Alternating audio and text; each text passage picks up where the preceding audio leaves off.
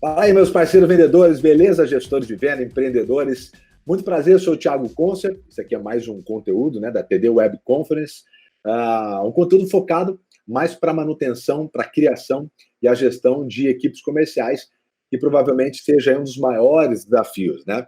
Gerir vendas está cada vez mais fácil, o que está difícil é gerir as pessoas que fazem as vendas acontecerem, né? Bom, então a gente vai ser bem direto, bem sucinto aqui, né, trazendo de forma prática o que eu acredito ser os pilares aí mais desafiadores hoje na parte de gerir e montar equipes comerciais, né? Tem uma frase muito legal do Ben Sugars, que é dono da Action Coach, que é a maior rede de coaches do mundo, e ele fala, né, cada gerente tem a equipe que merece. Isso é fato, você não vai ver, por exemplo, uma equipe organizada, alguém com visão comercial, visão em novos negócios, alguém que entenda a cultura comercial, né, se você não vê o líder nisso. Né? Você não vai ver alguém empenhado, dificilmente você vai ver uma equipe empenhada se você não vê um gestor empenhado. Você vê um gestor bagunçado, com certeza você vai dar uma olhada e vai ver a sua equipe bagunçada, né? Eu sempre falo que na sua atividade como líder, seja aí você como gerente ou dono, você tem, na verdade, duas vertentes, né? Você tem aí a função de gerir e liderar, né? De gestão e de liderança. As duas são atividades que você, como gestor de equipe, de novo, seja sendo gerente, funcionário ou sendo dono da tua própria empresa, você tem esses dois papéis para poder seguir. Então, vamos ver quais são essas duas diferenças. Qual que é o papel do líder, né?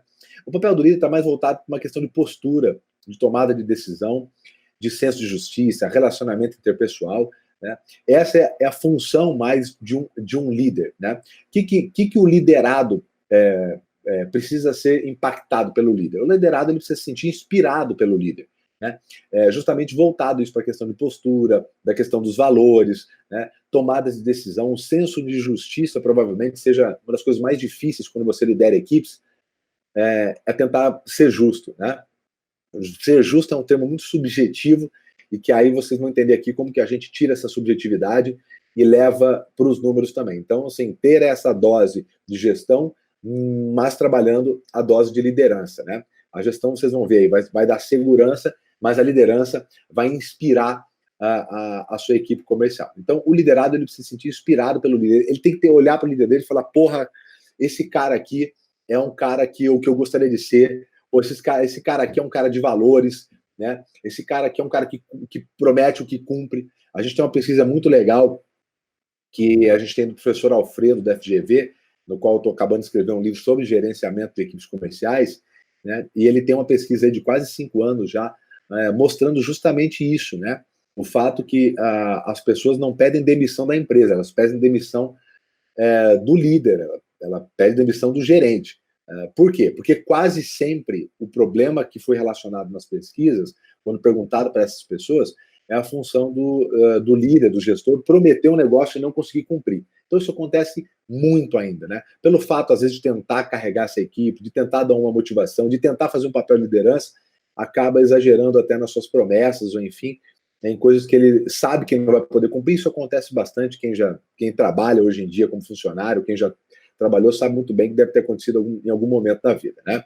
A segunda etapa que a gente fala, para começar a entender qual o seu papel, é o de gestor. Então, o que o gestor faz? O gestor ele está focado em indicadores, meta, desenvolvimento de habilidades, né? O liderado, nesse caso, precisa ser impactado de que maneira pelo gestor? Ele precisa sentir segurança no gestor. Como que ele sente segurança?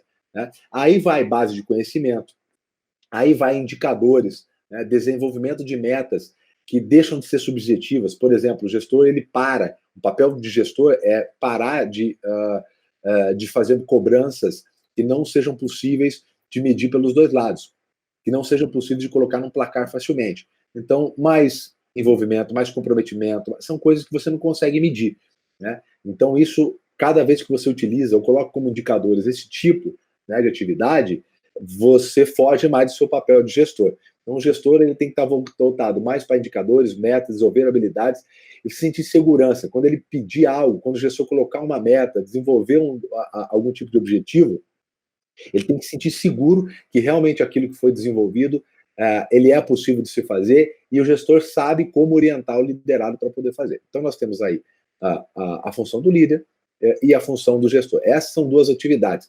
Eu sempre falo, né? Se você pudesse dar uma nota de 0 a 10 para cada uma dessas, quanto você daria para a sua função como líder e para a sua função como gestor? Quando a gente fala sobre questão de liderança, existem hoje os 25 passos para ser líder, 32 pilares, 52 dicas, 114 sobre liderança. Né? Na verdade, eu acredito que o desenvolvimento hoje, principalmente, né, pela velocidade do aprendizado, pelo mix que compõe, às vezes, a carteira dos liderados, dos vendedores. Às vezes você tem gente com um pouco mais de idade, outra com pouco menos, pessoas que chegam mais prontas, né? Pessoas que chegam com muito mais experiência do que outras, mesmo tendo idades, às vezes de classe social diferentes. Então, você tem uma composição de pessoas na sua equipe que te impede de executar um tipo de liderança, como antigamente tinha, né? Pelo fato, até também, antigamente, você ter aquele desenho da hierarquia, né? Onde o líder comandava os seus liderados através de canetada, enfim. Existe hoje, a gente sempre fala, né?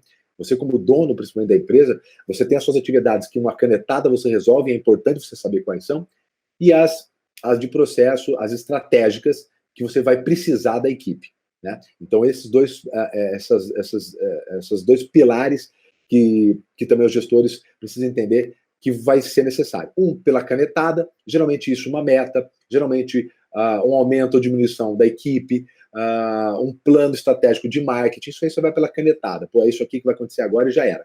E o resto, principalmente a parte operacional, relacionada ao dia a dia, atividades, que é uma coisa que eu vou mostrar daqui a pouco, tudo isso tem que ser com acompanhamento e com a participação da equipe. Então, essas duas coisas diárias que o gestor precisa fazer, leva, na minha opinião, né, e que a gente vê na maioria das empresas, o que a gente aplica nas nossas, a liderança situacional. O que é liderança situacional? Dentro da sua equipe, você conseguir fazer essa diferenciação e classificação de quem tem baixa maturidade e quem tem alta maturidade. Baixa e alta maturidade não está ligado a tempo de trabalho ou idade. Baixa maturidade ou alta maturidade está ligado a dois compostos, né? Que é conhecimento das suas próprias atividades. Então, o que ele precisa fazer, conhecer do produto, conhecer de mercado, conhecimento das suas próprias atividades e o engajamento que essa pessoa tem, esse autogerenciável, quer dizer, ela sabe o que fazer, né? Essa é uma quantidade, e a outra é a quantidade de coisas que ela efetivamente faz.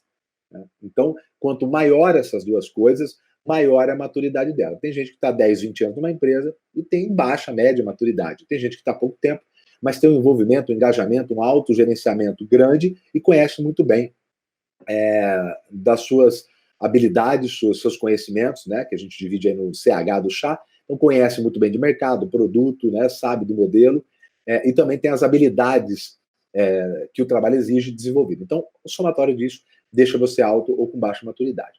Pessoas com baixa maturidade, eu vou entregar daqui a pouco uma ferramenta que vai ajudar quem está assistindo a gente até a escrever, definir, pô, meu funcionário tal está aqui, meu funcionário X está aqui, meu outro funcionário está aqui. É você entender que quem tem baixa maturidade, essas pessoas que ainda não conhecem, não são autogerenciadas, você não consegue deixar elas muito sozinhas, né, conhecem ainda pouco do produto, do mercado, do cliente, né, e que tem às vezes um baixo engajamento, ainda ela não sabe das regras, as habilidades dela não são desenvolvidas. Então, na área comercial, ela não tem uma boa habilidade de investigação, ela não tem uma boa habilidade de processo, ela não tem uma boa habilidade de fazer encaminhamento, ela não conhece ainda das habilidades comerciais. Esse tipo de funcionário, esse tipo de vendedor, a gente tem uma atividade focada na tarefa, por isso que é liderança situacional, ele depende da situação. Esse tipo de gente, a gente orienta ele na direção e na orientação. Então, é como se fosse uma criança. Né? A criança, se você pedir uma criança de 3, 4 anos, der um salário de um pai para ela, ela vai provavelmente comprar em brinquedo e bolacha, e biscoito e pirulito. Ela não tem discernimento, ela não tem um conjunto ainda, né, de conhecimento e habilidades, maturidade suficiente para tomar decisão sobre aquilo sozinho. Então ela precisa ser orientada. Olha, criança, meu filho chama Theo, eu falo, Theo, você não põe o dedo na tomada aí, dá aqui a mão pro papai que a gente vai atravessar a rua. Pô, ele precisa desse trabalho de segurar na mão e orientando. Até o fato de que hoje meu filho, por exemplo, já não coloca o dedo na tomada, então eu não preciso mais segurar na mão dele para colocar. Daqui a pouco ele está atravessando a rua sozinho, eu vou deixando ele um pouquinho mais. Então, existem pessoas dentro da sua equipe comercial que devem ter uma baixa maturidade.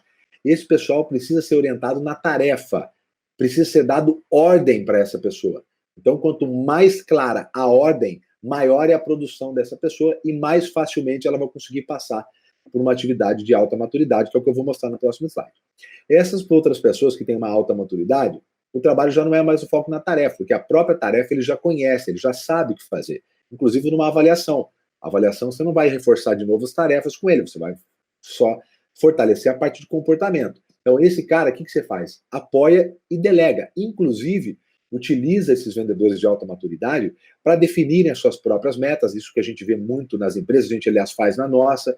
Então, a gente, junto com essa pessoa de alta maturidade, ela já tem conhecimento o suficiente para entender o quanto que o mercado consegue, quanto que o mercado ainda atinge, qual que é o potencial do mercado que ele está atendendo, aonde provavelmente ele tem os gaps dele. Então, essa pessoa, a gente desenha junto com ele, apoia e faz delegações de atividades, né? Inclusive, para gerentes que estão assumindo equipes que não foram delas, né? Porque tem muito gerente que entra e não é uma equipe que foi ele que escolheu, né? Eu sempre escolha, falo sempre bastante isso, escolha quem tem aí uma alta maturidade na equipe comercial, traga para o seu lado e utilize essas pessoas para ajudar a gerenciar nesse pessoal de baixo. Porque quem fala se você é líder ou não é quem está acima de você, é quem está abaixo. Então, essa equipe, para ser gerenciada, ela precisa, às vezes, do apoio desse líder nato, ou líder técnico, que geralmente é o cara que mais vende, o cara que está mais tempo lá. Então, você pode utilizar isso. Eu mesmo fiz já empresas, quando eu assumi equipes comerciais que não era eu que tinha montado, a primeira coisa que a gente faz é descobrir ali, e isso facilmente você descobre, esse líder natural da equipe, traz ele para o seu lado e utiliza isso para gerenciar esses outros vendedores que provavelmente estão com baixa maturidade, né? Então, vamos entender aqui nessa ferramenta, que é uma ferramenta já bem antiga, se não me engano, da década de 50 para a década de 60, que chama Contínuo de Padrões de Liderança, do Tannenbaum, que depois veio a dar sustentação para a liderança situacional, do Blanchard, como que é a atividade de um líder de verdade, né? A nossa atividade como líder, quando a gente assume uma equipe, é tornar essas pessoas profissionais mais capacitados, tirar elas de baixa maturidade e levar ela para alta maturidade. Nossa função não é ser bonzinho, isso não significa que você precisa ser uma má pessoa, por favor, entenda, vocês têm compreensão, nível de compreensão suficiente para isso, mas não é fazer todas as vontades. Não, a nossa função é tirar esses liderados de uma atividade, de uma sequência de atividades que definam eles como baixa maturidade, quer dizer, aumentar o conhecimento deles, aumentar as habilidades dessas pessoas, né, solidificar as atitudes dessas pessoas e trazendo ela a isso a ponto de que a minha atividade como líder não tem que ser mais tanto operacional e seja mais como de apoio e delegação. Por que isso? Se não for nem pelo liderado, que seja por você, né? Existe uma palestra, aliás, do professor Clóvis de Barros, para quem não acompanha, acompanhe, sobre liderança, uma aula de 2 horas, que ele define genialmente, como define tudo, modelos de liderança, né? E ele tem um muito interessante de todos os modelos, ele apresenta Maquiavel, que é um deles, e justamente ele fala isso. Se não for pela outra pessoa, se não for pelo liderado, faça por você. Porque quando você faz por você essa atividade de tornar um liderado seu, tirar ele de uma baixa maturidade e levar para uma alta maturidade, o que acontece com você? A sua área de autoridade aqui do líder, ela diminui. Efetivamente, o que acontece? Você está pronto para subir de nível. Você está pronto para tomar ter condições de tomar conta de uma equipe maior. Se você quiser aumentar a sua estrutura, se você é um dono, quer aumentar a sua estrutura, colocar outros gerentes, ter outras unidades em outras cidades, aumentar a quantidade de vendedores, você só vai conseguir isso a partir do momento que você tem uma fatia boa dos seus liderados já na área comportamental, onde a sua área de autoridade seja menor e a área de liberdade subordinado seja maior. Então, essa sua função, você consegue definir que você está tendo sucesso como líder quando você consegue passar pessoas de atividades operacionais para que elas possam ter atividades de gestão junto com você, de disputa junto com você, de discussão junto com você. Claro, né, como diz aqui no nível 7, tem que decidir dentro de padrões, limites definidos pela liderança. Ok? Então, essa ferramenta aqui fica muito clara com relação a isso, né? Quando a gente fala isso, né, de ter uma fatia, a gente deixa muito mais claro quando a gente fala também da questão da cultura, né? Que isso é uma cultura, isso não é uma ferramenta, isso é uma metodologia de cultura dentro da empresa. Eu falo que a cultura da tua empresa, ela vai ser solidificada, vai ser criada nos primeiros 20, 25, 30 funcionários da tua empresa. Depois aquilo lá vira um padrão contínuo nos próximos funcionários. Claramente a gente vê isso no IEV. O IEV, quando iniciou lá com pouquíssimos funcionários, a gente tem como valor principal, tanto no IEV quanto no SV, a mentira. Lá a gente abomina a questão da mentira. Inclusive, eu vou falar aqui, qual é o não negociável? Lá não se negocia mentira. Isso ficou muito fortemente no início, quando a gente teve que mandar embora provavelmente o melhor vendedor, um dos melhores vendedores que a gente já teve. Na época ele era responsável por 60% da venda, e nós ficamos 6 meses no vermelho, porque a gente mandou esse cara embora, até criar uma outra liderança naquela região, mas isso ficou tão fortemente nos primeiros 15 funcionários, que hoje a gente não precisa mais colocar na parede, precisa ficar divulgando todo dia. Isso virou a cultura. O cara que sabe hoje, ele nem tem ideia de quem foi aquele outro funcionário, nem entrou agora, depois de 5, 6 anos, mas a cultura ficou se disseminou de forma muito forte nos primeiros 15, 20 funcionários. Então, cultura dentro da empresa também se dissemina, assim como a cultura de criar novas lideranças dentro da sua empresa nos primeiros 15, 20 funcionários, tá bom? Bom, segunda etapa que eu gosto de trabalhar bastante são os pilares, né, Tiago? Beleza, entendi liderança, entendi gestão, entendi qual que é o papel da liderança. Vamos trazer agora quais são as ferramentas de atividade. Bom, para mim, as ferramentas mais importantes aqui, de todas, lembrando que no IEV, na nossa escola, por exemplo, a formação de gestor leva um ano. Um ano. Então, a gente está compilando aqui em 40 minutos, né? Como que a gente vai fazer isso? Bom, os pilares que eu acredito de todos, os que estão ali 80% dos resultados, estão no recrutamento, no treinamento e, para mim, na aplicação de uma das melhores ferramentas de definição de metas que eu conheço, que é a 4DX, 4 disciplinas da execução, na qual eu vou tratar aqui, obviamente, de forma um pouco superficial, mas que você possa entender quais são essas 4 disciplinas, que é a MCI, são as medidas de direção, a definição de placar e a cadência de responsabilidade. Vamos lá rapidamente. Recrutamento e seleção. Bom, no recrutamento e seleção, eu acredito que tem aqui 4 coisas bastante importantes para você focar, tá? Quais são elas? Eu gosto muito de usar a prova põe na fogueira, é uma coisa que... Tiago, mas e o básico? O básico eu nem vou tratar. Teste psicológico, teste comportamental, né? Lembrando que a gente contrata geralmente pelo currículo, contrata às vezes por uma avaliação técnica, mas demite pela atitude. Então essas coisas eu não vou nem comentar, é o básico, né? Teste normal, fazer avaliação, vou mostrar daqui a pouco, utiliza teste comportamental, mas entrando depois disso, a prova põe na fogueira é uma coisa que a gente já define bastante como automaticamente uma ferramenta que seleciona muita gente. O que é pôr na fogueira? É uma prova baseada nas atividades diárias da empresa. Então, a gente sempre pega algo que é um desafio e a pessoa precisa fazer uma prova sobre isso. Geralmente, a gente tem uma aula que a gente disponibiliza na internet. As pessoas qualificadas, elas recebem 2 dias para estudar sobre essa aula. Então, nessa ferramenta, a gente já tira um monte de gente, porque tem gente que não volta. Quer dizer, o cara já não quer estudar aquilo ali, imagina, depois. E automaticamente ele percebe que se no recrutamento e seleção já está sendo essa pressão, ele imagina como que vai ser no dia a dia. E precisa ser. Não adianta você pintar uma empresa maravilhosa, com tudo perfeito, e no segundo dia ele vai ver que a sua empresa vai ter um desafio ou outro, que o trabalho não é tão simples como você pintou, só para poder atrair um talento, ele sai no outro dia, né? Então, prova põe na fogueira. Escolha um desafio que você tem na sua equipe comercial diário, põe essa pessoa para poder trabalhar, de preferência, deixa ela à vontade, a atenção aqui não é botar ela numa pressão, é que a gente possa entender realmente ela num ambiente colaborativo, participativo, que ela esteja bem à vontade, como ela poderia lidar com situações do dia a dia. A segunda, a definição de soft e hard skills. Isso já é também uma atividade básica, né, para quem está fazendo há algum tempo recrutamento. E a questão de pôr peso naquilo que é mais importante.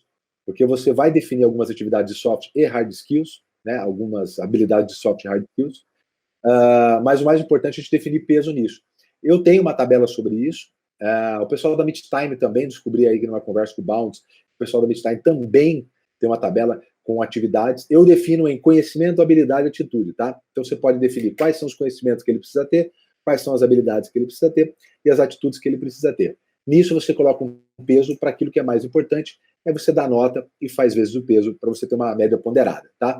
Oriento, isso vai te facilitar demais a não errar na contratação, às vezes porque você se apaixona pelo candidato, o que é muito comum, às vezes ele tem uma boa oratória, às vezes ele conta muito bem a história, mas as habilidades com peso, na hora que você vai avaliar uma planilha, isso te ajuda.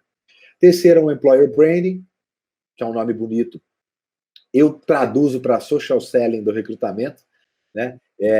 Que é você colocar realmente as suas atividades como empresa, demonstrar para o mercado através das redes sociais o que é a sua empresa, cara, como ela é, se ela é divertida, se ela é inovadora, se ela é friendly, enfim, que tipo de perfil que ela é, divulgar isso para quê? Para que as pessoas comecem a buscar você. Pessoas que têm um perfil desse que é a sua empresa comecem a te buscar, que é o employer branding, né? Então, essa atividade também de divulgar essa cultura da tua empresa, para que você comece a receber pessoas interessadas, não tem que buscar só efetivamente, é muito interessante. E por último, a etapa, acredito que seja a mais importante de todas, não deixando, obviamente, as outras em outros planos, mas eu acredito que é o que faz a maior diferença, é a questão do onboarding, né? Que é essa etapa que o teu vendedor vai entrar na tua empresa. Eu acredito que essa seja tão importante, ou se bobear mais, dependendo do nível de atividade, né, do conhecimento de quem você traz, do que o próprio recrutamento de seleção em si. Então, o que é o onboarding? São aquelas atividades subsequentes depois da contratação. Né? O onboarding é a resposta para essa pergunta, né? O que ele precisa estar fazendo e sabendo muito bem em 15, 30 ou 45 dias. Tá? Tiago, pode ser 30, 60, 90? Pode ser, depende do ciclo do teu negócio. Né? A gente tem empresas que a gente atua, tem uma gigante de telefonia móvel, que a gente atende, que ela trabalha com 45 dias específicos de treinamento. Né? Então, ela trabalha aí 15, 30, 45. Mas a gente tem com 30, 60, 90. Tem gente com 10, 30, 40. O que é a minha 10, 20, 30, né? Então, qual que é o embasamento aqui que eu quero? Ele precisa ser dividido, de novo, eu divido em conhecimento, habilidade e atitude. O que esse vendedor precisa estar fazendo muito bem em 15 dias, o que ele precisa estar fazendo, conhecendo muito bem em 30 dias e sabendo fazendo muito bem. Que é o que muita gente chama de rampagem, né? Quer dizer, quanto tempo ele precisa para estar entregando no nível daqueles vendedores sênios, aquele vendedor que mais entrega. Né? Ele precisa de 40 dias, ele precisa de 50 dias, ele precisa de 60 dias. Essa, sem dúvidas, é um dos pilares que vem mais sendo trabalhado nas empresas, essa diminuição do tempo. Né? Tiago, hoje eu preciso de 40. Um dos principais indicadores para RH hoje, principalmente o pessoal do treinamento, é conseguir diminuir o tempo de rampagem. Claro, isso é benéfico para todo mundo. Benéfico para o cara que entra, que está vendendo, então ele, em vez de ele demorar 60 dias para começar a ganhar o teto dele, ele faz isso em 30. E ótimo para a empresa que você consegue desenhar um processo e que você consegue trazer as pessoas e consegue que elas entreguem esse resultado em menos tempo. Então, o meu desenho, se você fosse focar no que eu acredito que seja mais importante aí do recrutamento e seleção, seria a parte de onboarding. Então, o que ele está sabendo e fazendo muito bem. Tiago, como é que eu monto o modelo? Eu vou mostrar daqui a pouquinho já uma ferramenta que vai te ajudar bastante, que é o que a gente usa também nas nossas empresas, tá? Esse aqui é um funil que, na verdade, eu desenvolvi, que é uma ampulheta, né?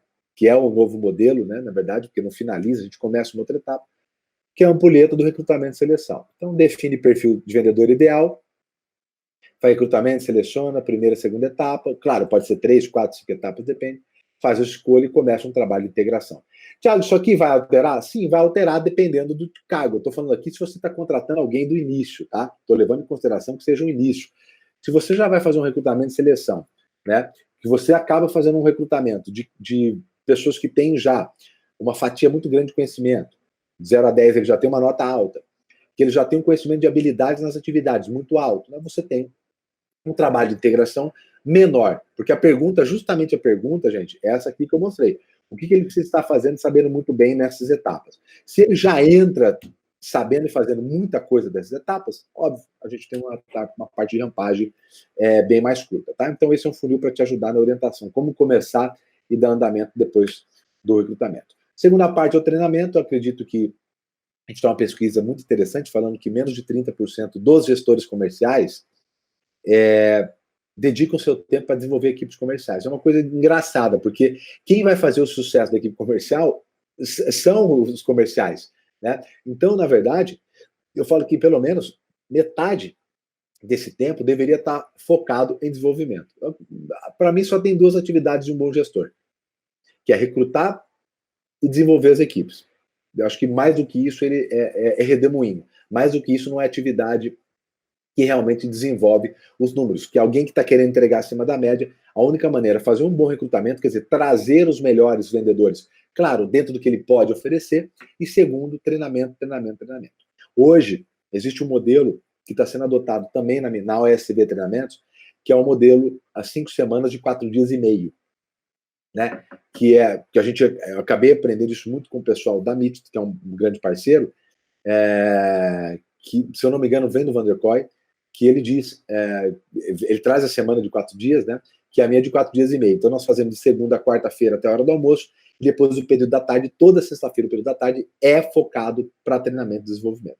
Um bom modelo de treinamento responde a essas questões que eu estou mostrando para vocês. Qual o objetivo? O objetivo não pode ser vender mais, o objetivo tem que ser melhorar uma das etapas de venda, então vou repetir. O objetivo precisa ser melhorar algumas das etapas de venda. Melhorar vendas não é o objetivo, é uma consequência, né? E você não mexe na consequência, você mexe nas causas. Então, por isso, precisa ser uma das etapas de venda. Segundo, definir estado desejado com o treinamento. Então, assim, já sei qual é o estado atual. O estado atual da minha equipe, por exemplo, é de 15% de taxa de conversão. Estou dando um exemplo. O estado atual, o estado desejado, é fazer 25% em 60 dias, 2 meses. Ótimo, então eu sei que o estado desejado do meu treinamento é aumentar de 15 para 25% a minha taxa de conversão em 60 dias. A terceira etapa, o que a empresa e o vendedor vai ganhar atingido o objetivo, isso é importantíssimo. Se você quiser vender o treinamento, se você quiser um engajamento maior da equipe comercial, é importantíssimo que todos estejam sabendo o que a empresa e ele vão ganhar. E a quarta etapa, que eu falo que acho que é mais importante que a primeira, é o que a empresa e o vendedor vai perder caso não atinja. É importantíssimo que eles saibam disso. Ele precisa entender qual o benefício que ele vai ter, mas qual o impacto negativo que vai ter na carreira dele e na empresa caso isso não melhore. Tá? A quinta parte, que deva ser o maior erro de todos, que é como isso vai ser reforçado. Então, geralmente acontece um treinamento no dia 1º do mês, e a meta, o estado desejado, é para o final do mês. Aí, no final do mês, o pessoal vai rever se realmente teve resultado ou não. Então, para que isso não aconteça, a gente precisa entender que precisa existir uma sequência de atividades para que se reforce o que foi passado no primeiro treinamento. Então, para isso, eu preciso definir quais são as datas de reforço. Vou fazer isso diariamente, 2 vezes na semana, todas as terças-feiras de manhã. Eu preciso definir uma data. Eu preciso definir uma metodologia. Vai ser reunião presencial, vai ser uma reunião por Skype, por Hangout, vai ser pelo grupo de WhatsApp, enfim. E quais são as ferramentas que eu vou utilizar, tá? Então, essas definições, essas questões precisam ser respondidas antes de você definir ou começar um treinamento. E na sexta questão, como isso vai ser medido, obviamente, os indicadores. E os indicadores precisam estar claríssimo para toda a equipe comercial. Se for uma equipe interna, se for no side sales, isso aqui tem que estar na parede, tem que estar na plataforma, tem que estar no computador, tem que ser repassado nas reuniões diárias. Isso aqui tem que estar claro para todos os vendedores, ok? Se for externo, através de ferramenta, WhatsApp diário, WhatsApp de manhã, WhatsApp no final da tarde com os indicadores que foram trabalhados, precisa estar claro para toda a equipe, tá bom? Isso vai estar mais claro quando a gente for apresentar agora as 4 DX, que são as 4 disciplinas da execução. Uma pergunta é o seguinte, né? Vamos lá. Tiago, o que são as 4 disciplinas de execução? É uma metodologia de implementação de definição de metas, né? E nós começamos com 4 disciplinas que ajudam na montagem. A primeira delas é a MCI. O que é a MCI? MCI são as metas crucialmente importantes. O que é aquilo? É aquela meta que você define. Se eu perguntar para um gestor hoje, provavelmente muitas das pessoas que estão assistindo essa aula devem estar nesse momento mexendo no celular, respondendo um e-mail, escrevendo alguma coisa no papel. Nesse momento. E nesse momento que eu falei, você acabou de parar de mexer no celular e acabou de escrever, prestando atenção de mim aqui. Por quê? Porque isso acontece com quem é gestor, acontece com quem é vendedor, acontece muito mais com quem é gestor ou quem é dono do próprio negócio. Há muitas atividades do dia a dia que são os redemoinhos, mas raramente definimos o que é realmente, crucialmente importante para o nosso negócio. Se eu te perguntar o que é mais importante para o teu negócio, o que vai acontecer? Você vai me falar 20 coisas. E aí a gente vai entrar de novo, vai entrar no redemoinho e vai ter dificuldade em executar aquilo que é mais importante. Então, no 4 disciplinas de execução, eles têm uma pergunta que eu gostei demais, que ajuda a definir o que de verdade é prioridade. Eles perguntam assim, ó: se todas as outras áreas da nossa operação permanecessem no atual nível de desempenho, em qual área a mudança provocaria o maior impacto? Essa pergunta é genial, porque a maioria das perguntas justamente vem ao contrário. Quando a gente começa a definir o que é importante, o que seria mais importante? Se você perguntar para cada vendedor ou para cada departamento dentro de uma empresa, eles com certeza vão conseguir te vender que a parte deles, o departamento deles é o mais importante. Mas, quando a gente vê isso de forma operacional, a gente vê realmente que grande parte das outras áreas ou atividades dentro da empresa, se mantivesse igual, existe uma que afetaria de maneira mais específica a nossa meta crucial. Então, quando nós definimos isso, nós definimos o que é meta crucialmente importante. Né? Então, vamos lá entender um pouquinho mais na prática. Quando a gente define primeiro a meta crucialmente importante, nós vamos para uma outra disciplina que é chamada de medida de direção. Então, nós definimos o que é realmente importante. Eu quero, então, sair de 150 mil de faturamento e ir para 200 mil de faturamento em 12 meses. Então, quando a gente define meta crucialmente importante, a gente definiu de X para Y em quanto tempo. Né? Então, nós saímos de 150 mil para 250 mil em 12 meses. Depois de definir isso, nós vamos definir as metas de direção. O que são metas de direção? Uma meta de direção, ela precisa ser preditiva e influenciável. O que é preditiva? Preditiva é assim, ó, se eu fizer algo, ela vai impactar diretamente em outra coisa. Então, se eu puxar aqui, ela vai puxar isso. Então, preditiva é, se fizer isso, impacta diretamente em algo. E tem que ser influenciável, quer dizer, algo que eu posso influenciar. Então, vou dar um exemplo aqui. Vamos supor que você trabalhe com alguma coisa que seja em dólar. O dólar, o câmbio do dólar, impacta diretamente no seu resultado de vendas, aumentar ou diminuir vendas. Então, ela é preditiva? Sim, aumentar ou baixar o dólar é preditivo. Só que ela é influenciável? Você consegue influenciar no câmbio? Você não consegue. Então, por exemplo, mexer na questão de valor não é algo que pode ser colocado como medida de direção, porque ela impacta isso diretamente na outra, só que você não influencia ela. Medida de direção tem que estar relacionado com algo que você pode mexer. Um exemplo, 5 ligações para clientes inativos que deixaram de comprar da gente faz mais de 2 meses. Isso ele é preditivo, porque se você ligar para mais clientes inativos, você vai trazer clientes, esses clientes entrando, vai aumentar o seu faturamento, então é preditivo. E 2, você pode influenciar nisso.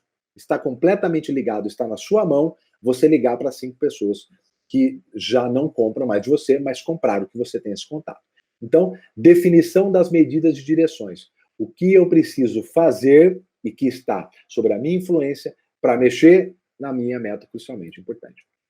Terceira definição, terceiro disciplinas para você implementar essas 4 DX, que é o placar. Então, você só vai conseguir influenciar diretamente, ter resultados, se você tiver com essas 4 atividades sendo cada uma puxada pela outra. Tá? Então, o que é o placar?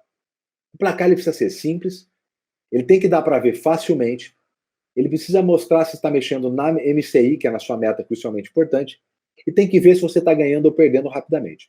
Então, você tem geralmente lá um monte de taxa de conversão, você tem ali tempo médio, ciclo de venda. Tudo isso é importante? É, mas se colocado aos seus olhos, você vai demorar ali os 5, 6, 7 minutos para saber se você está tendo resultado. Então, o que esse placar precisa ser definido? Não pode ser definido pelo líder. Esse placar ele precisa ser definido pela equipe. O líder vai validar ele ou não, mas o placar precisa ser definido pela equipe. Então, você tem um monte de placar viável. Por exemplo, tem gente que colocou numa empresa, que eu achei muito bacana, o cara colocou no pilar da empresa as metas, né? E ele colocou muito claramente, então, por exemplo, a primeira meta era conseguir 50 mil inscritos, a segunda era 150 mil inscritos, e a terceira, e a meta crucialmente dele era 500 mil inscritos em um ano. Era a meta. E eles colocaram no pilar uma rodana em cima, como se fosse uma bandeira de pirata, aquela que você vai mexendo nela, ela vai subindo. Conforme eles iam mexendo nisso, era uma inside sales, todos estavam de frente para o pilar, os números estavam claramente. Cada atividade que eles faziam, cada venda que era feita, eles aumentavam isso no pilar. Então era um pilar fácil, foi montado pela equipe e eles claramente viam se estavam ganhando ou perdendo ao olhar do pilar. Né? Então esse é um exemplo clássico de um placar que precisa ser simples, que tem que dar para ver facilmente, que precisa mostrar se está mexendo rapidamente na sua meta maior e tem que ver se está ganhando ou perdendo. Então, isso você tem que orientar e incentivar a sua equipe a criar através deles, ok? Claro, vai orientando eles para que isso possa abordar todos esses itens aqui. E por último, ao finalizar isso, você precisa ter uma cadência de responsabilidade. O que é isso? São as reuniões que vão repassar as 2 atividades que os seus vendedores vão fazer diariamente. Então, Para que isso funcione, a reunião ela precisa ter uma periodicidade. Então, se você definiu que vai acontecer toda terça, quinta e sexta, às 7 da manhã, ela precisa acontecer toda terça, quinta e sexta, às 7 da manhã. Tá? Para que as pessoas entendam que naquele dia e naquele horário, eles vão ter que prestar conta sobre suas atividades. Isso tem que ser uma cultura dentro da empresa. Então, as reuniões que você vai fazer, se você quiser criar uma cadência de responsabilidade, lembrando, essas 4 disciplinas não vai funcionar se uma delas não estiver sendo trabalhada, não vai, então você pode jogar fora todo o resto, e precisa estar acontecendo simultaneamente, tá?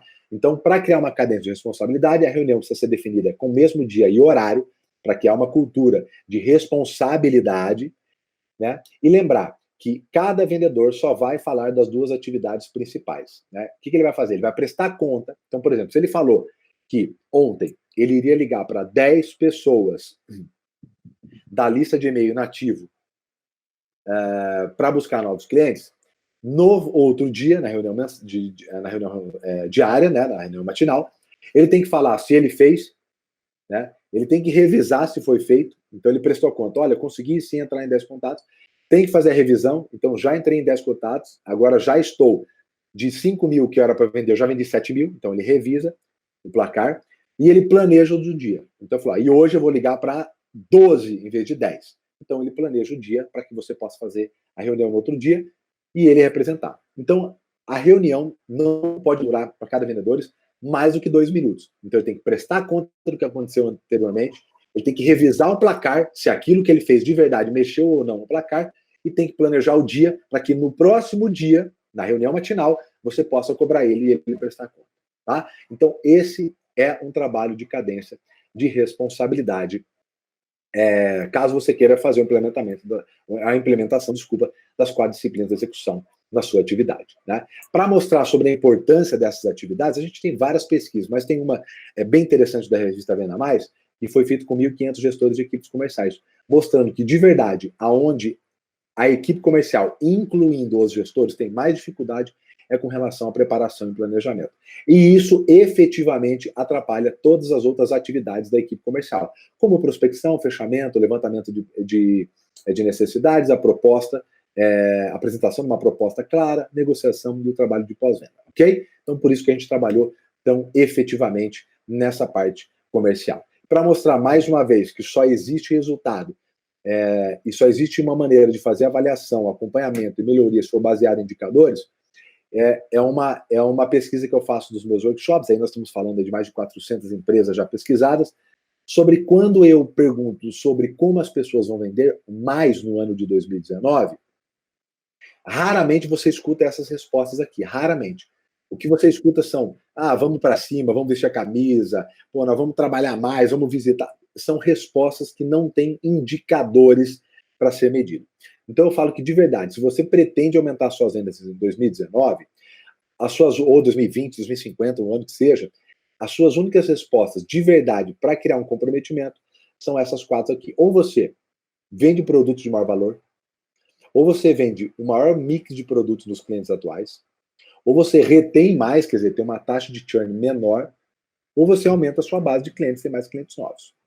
Para isso, a gente aplica sempre nas empresas uma metodologia que chama 3C, desenvolvida pelo Raul Candeloro, grande sócio parceiro, que na verdade é baseada nas 4 disciplinas da execução. Né? Então, para uma montagem de verdade de um plano de ação, a gente sempre começa com o primeiro, que é o primeiro C, que é a consequência. Então, você define a sua meta crucialmente importante. Geralmente, isso é um aumento em algum faturamento, é um aumento em uma venda, um aumento de retenção, enfim. Aqui eu coloquei como objetivo aumentar um faturamento em 10%. Definimos na sequência. Então, definimos o que a gente quer atingir na sequência. Depois, nós definimos quais são as opções que a gente tem para atingir. Então, segundo o C, que eu chamo de caminhos, por isso que chama 3C, consequência e caminhos. Aqui eu defino quais são as opções que eu tenho. Então, se eu definir aumentar faturamento, eu sei que aumentar a porcentagem de clientes vai me ajudar a aumentar faturamento. Eu sei que se eu aumentar e vender produtos de maior valor agregado ou trabalhar o meu mix em cima dos meus clientes atuais, aumenta o meu faturamento. Se eu diminuir os descontos na minha base de clientes, eu aumento o meu faturamento. Então, aqui eu defino quais são as opções. O que eu, Thiago Concer, oriento para vocês? Que vocês não tenham mais de 2 opções, tá? Aqui eu coloquei 3, que é para abrir mais a caixa de ideias de vocês e ver quantos caminhos é possível. A gente poderia fazer vários outros aqui. Coloquei só para mostrar o quanto é possível aqui. Mas eu não oriento que você faça mais de 2, tá? Então, vamos supor que você escolheu, desses 3 caminhos, focar em um caminho, que é o que também eu oriento a vocês, né? Focar em um, no máximo 2. Se você definiu ter mais atividades, o terceiro C, que para mim é o mais importante, são as causas, que são realmente onde nós vamos mexer nisso aqui. Por isso, quando eu falo que quando você define um aumento de venda como objetivo, como meta, dificilmente você vai conseguir ter o controle, porque você não mexe na consequência, você mexe nas causas. Então, se a gente definiu ter mais, dizer 5 clientes a mais, aumentar a base, eu preciso definir quais são as minhas atividades operacionais, né? Então, se eu quero aumentar 5% a mais de clientes, eu vou definir que eu quero entrar em contato com 10 ex-clientes por semana para oferecer o tratamento ou X, enfim. Esse aqui é uma metodologia que eu, na verdade, esse slide eu montei por uma rede, uma das maiores redes de estéticas do Brasil. Então, está bem prático aqui para vocês poderem ver como é que funciona. Então, eles precisavam, enfim, trabalhar uma questão de aumentar clientes? Sim, era um foco. Então, eu vou entrar em contato com clientes que já fizeram tratamento com a gente, e isso eu vou trabalhar nos próximos 7 dias, e vou oferecer o tratamento X. Então, eu defini assim, quantos clientes eu vou... Primeiro, quem eu vou entrar em contato, que são esses clientes, quantos eu vou entrar em contato, qual o período que eu vou fazer isso e qual o tratamento que eu vou oferecer. Porque aqui, lembra? Aqui ele é preditiva e é influenciável. Isso aqui afeta na minha venda, isso aqui está sob o meu controle. O outro caminho, vender mais produtos. Se eu escolhi esse, eu vou criar uma cadência com as clientes, por exemplo, durante o tratamento dela, sei lá, de 6 a 8 semanas. Então, durante o tratamento, eu vou criar uma cadência de valorização. Então, eu vou enviando para elas, por exemplo, pesquisas sobre o quanto melhoraria a saúde se elas investissem em tal tratamento, que tratamento Y traz esses benefícios, enfim, eu ia educando esse meu cliente durante o tratamento dela para, no final, pedir um fechamento de venda. Então, eu ia aumentar a quantidade de produtos e serviços nessas clientes atuais que já estão consumindo. Se eu definir como diminuir descontos, então eu preciso entender qual é a minha taxa de desconto atual, para quanto eu vou querer ir, em quanto tempo. Então, eu vou passar de X%, de 9% de média de desconto, para 7% de média de desconto em 30 dias. Então, quando você realmente estiver disposto a criar uma metodologia ou um desenho de meta que efetivamente você controle, eu oriento que você utilize essa ferramenta que mudou a minha empresa, mudou as empresas que eu faço isso e hoje é a principal ferramenta, a que mais leva benefícios para as empresas que eu dou treinamento. Tá bom? Meus amigos, chegamos ao final do nosso bate-papo. Espero que vocês tenham gostado daqui. Foi intenso, cheio de ferramenta, né? Falei para vocês que a gente ia provocar um pouquinho aqui, ia trazer muita ferramenta prática que vai conseguir, pelo menos, colocar você em algumas caixas e te orientar na formação e gestão de equipes comerciais. Então, recrutamento, a parte de treinamento, eu coloquei um modelo pronto para vocês ali. Se vocês responderem aquilo, vocês acabaram de criar um puta de um modelo de treinamento. E, por último, como é que eu consigo organizar as minhas tarefas, minhas atividades, e como que eu defino meta e faço os meus vendedores trabalharem em cima das atividades. Está aí, para mim, a melhor ferramenta do mundo, que eu tenho conhecimento, que eu utilizo nas minhas empresas, é essa ferramenta. Caso você queira conhecer mais do nosso trabalho, você tem o YouTube hoje, provavelmente o maior canal de técnica de vendas do Brasil, quase 200 mil inscritos. O Instagram, todo dia tem material riquíssimo. Hoje deve ser um Instagram aí com mais atividade, né, sobre conteúdo do Brasil hoje, que é o Thiago Conce Oficial. Vai lá, se inscreva, o canal nosso do YouTube e também o nosso site, que você se inscrevendo recebe semanalmente conteúdos riquíssimos também, ok? Então, muito obrigado a você que participou aí do nosso TD Web Conference. Obrigado mais uma vez a TD pela oportunidade, né? E vamos levar profissionalismo a essa que é a profissão que mais tem no mundo e é a profissão que move as empresas e que move o mundo, ok? Um grande abraço para vocês, sucesso, boas vendas e bora vender!